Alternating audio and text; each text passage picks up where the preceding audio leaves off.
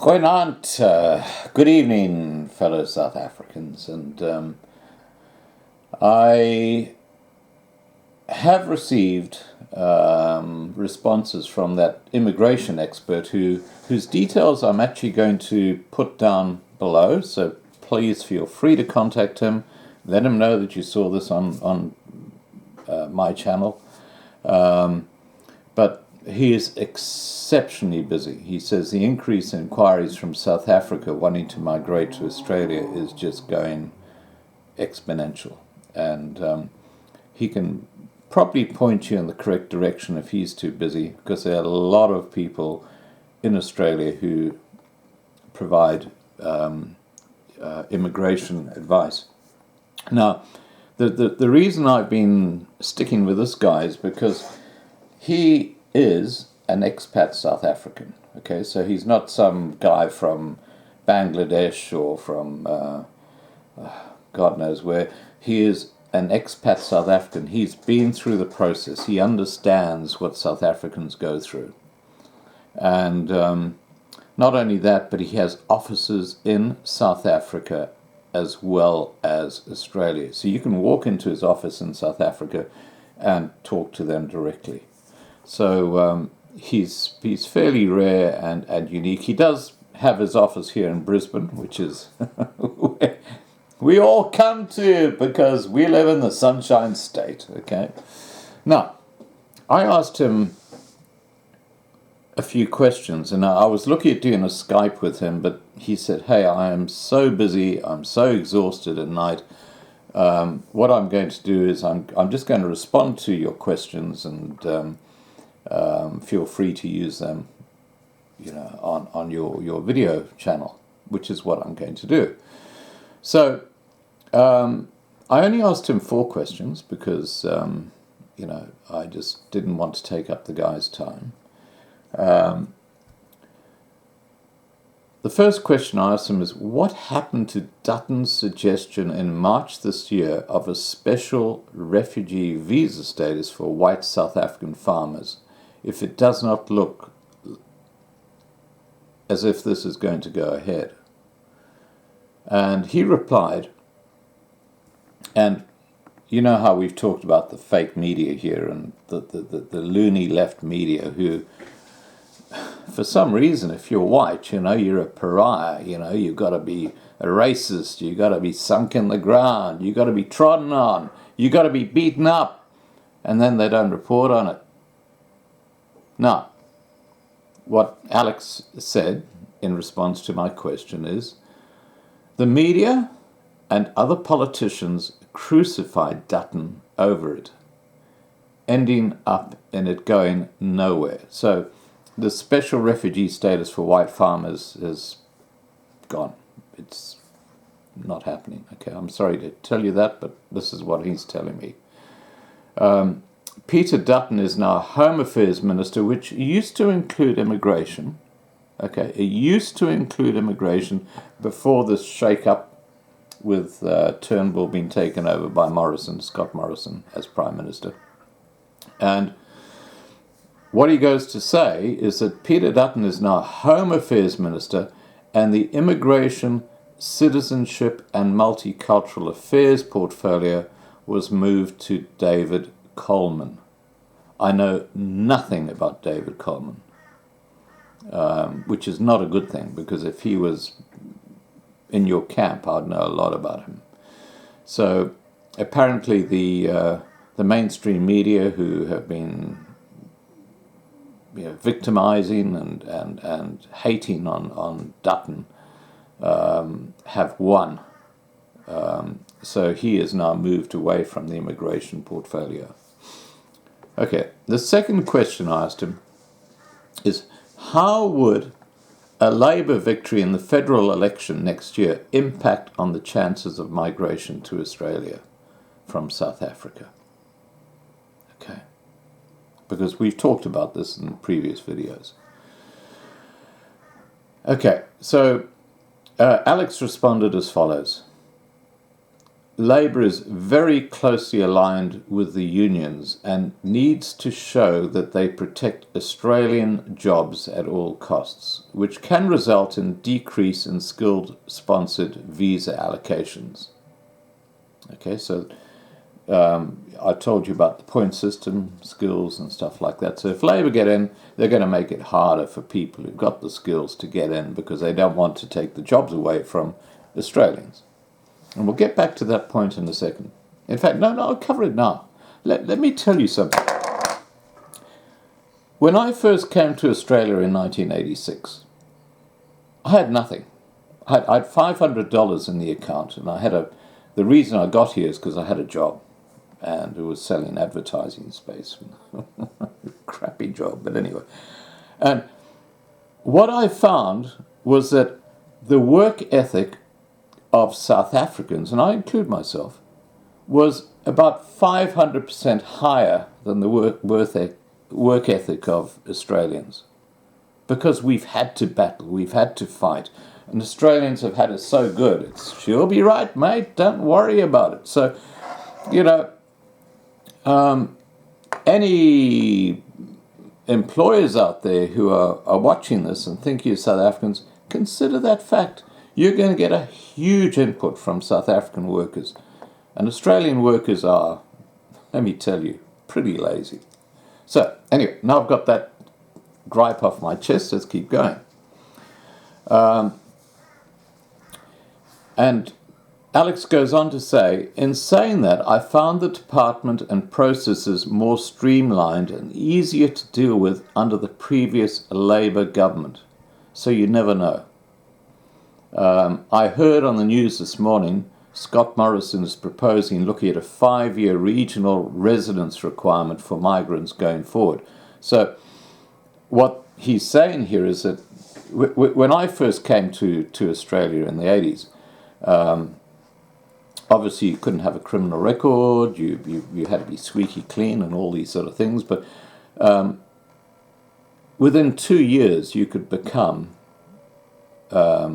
an Australian citizen and take out citizenship, which is what I did. Now, what Scott Morrison is proposing is extending the period of time when you're like on a probational period here in Australia to 5 years. That's huge. That's a long time to be kind of sitting in no man's land, because if you put a foot out of step, they'll kick you out. Okay, the third question I asked Alex is, what is the best advice you can give to South Africans who fall outside the age limit or do not have the skills to get the points? Okay, now this talks to the previous question and also for the people who are over 45, because when you're over 45, basically the point system works against you because you're seen as being elderly or going into the elderly area, and then Australia is going to have to support you socially. Okay, so he responded as follows. Every case is different and would depend on each person's circumstances. The business investment streams are available if you're over the age limit. Now, this is a crucial area, okay, and I want you to listen to this really carefully. Okay, the business investment streams are available if you are over the age limit, or you can perhaps use your child, if your child is qualified and experienced in a skilled vocation, and then you can apply for a parent visa later on once they are settled, which is exactly what I did with my parents. Okay, I came over first, and then my parents came over years later.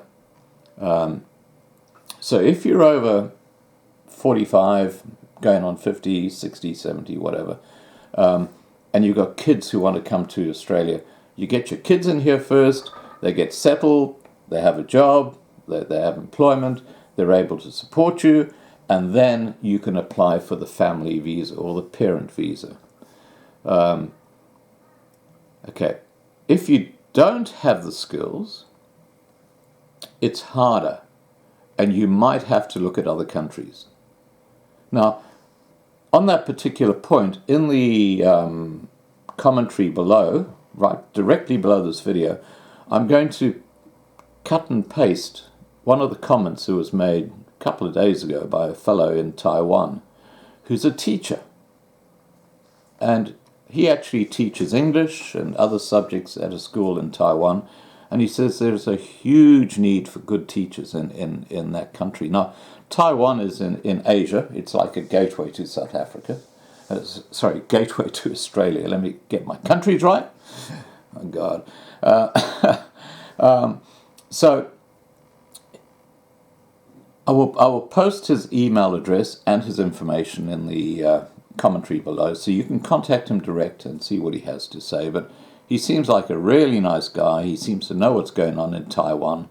And I think that you might find that if you're in the education area, here's another option if you're desperate to get out of South Africa.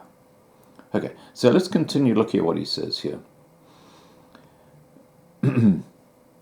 Okay, he says, if you don't have the skills, it's harder and you might have to look at other countries, which I'm repeating again. And he goes on to say, alternatively, I have a number of clients qualifying themselves in positions on the skilled list and gaining experience, working towards making the move. So in other words, what they do is they're on the list with a particular area of skill, and they are gaining more experience and moving towards reaching those particular points that they need.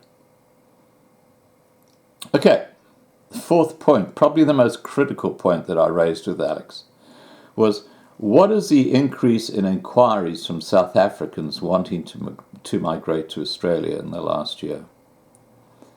Okay, and he replies and says, inquiries have increased, but unfortunately, the dramas in South Africa started more or less the same time they tightened the requirements here. So unfortunately, more inquiries do not mean more visa applications. Now, I'm just giving you the brutal facts that Alex is sending me, and you're most welcome to contact him direct. And as I say, I'll put his details in the commentary below, so you can contact his South African office or his Brisbane office, email him, do whatever you like. But, you know, he is an expat South African, so he does understand, okay? He does understand, and he's extremely busy, but I think that he could be a very good starting point for you if you feel that you have a good chance of getting to Australia. And remember this point, if you got money, if you got millions of dollars squirreled away in Sweden or wherever, it's like a pass. You can come straight in. Okay, so just understand that. Australia has taken in more millionaires in the last 2 years than any other country in the world. And because of their wealth, because they're actually now invested in Australia, it's really making the economy here really strong. So we do live in an amazing country. I wish I could give you an easier answer for some of these questions, but I can't. As I said earlier, if you are over 45, work on your kids.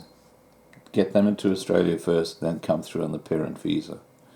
That's probably the only way you're going to get in, unless you have a lot of money tucked away somewhere. Alrighty. Okay, so I'm going to post this now and provide the details below.